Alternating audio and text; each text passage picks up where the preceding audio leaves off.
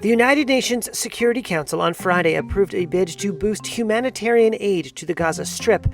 But the proposal was stripped of language calling for, quote, an urgent and sustainable cessation of hostilities in order to allow aid deliveries after the United States threatened to veto the motion. Instead, it calls for steps to, quote, create the conditions for a sustainable cessation of hostilities.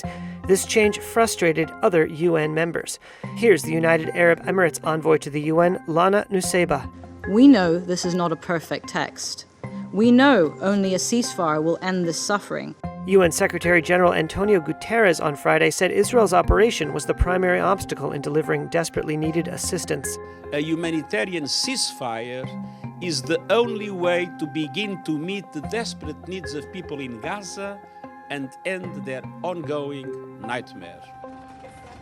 Nowhere is the dire need for aid more apparent than here in Deir al-Balah, in the Gaza Strip, where a school has been transformed into a field hospital.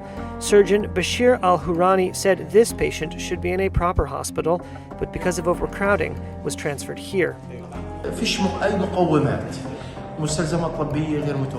We have nothing.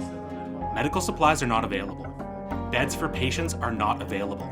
Sterilization tools are not available. We are suffering from the lack of medical staff, medical supplies, and medicine. Aid trucks lined up at the Kerem Shalom crossing from Egypt into Gaza on Friday.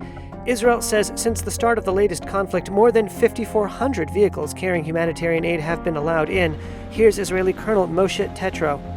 Our war is with Hamas, and we seek to reduce the impact on the people of Gaza. Since the beginning of the war, we have set up several mechanisms for continuous assessments of the humanitarian situation in the Gaza Strip.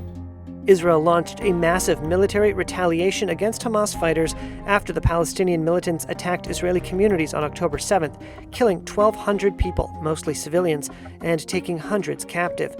The death toll has been staggering. Dr. Marwan Al-Hams is the director of the Abu Yusuf al-Najjar hospital.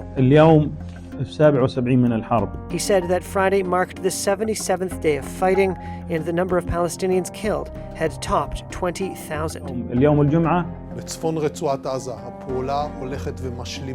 Israel's defense minister Yoav Gallant on Friday said the military operation was gradually completing its goals in the northern Gaza Strip. Israeli Prime Minister Benjamin Netanyahu's government has vowed to eradicate Hamas. Washington has regularly backed Israel's right to defend itself, but has grown increasingly concerned at the suffering of Gaza's 2.3 million people.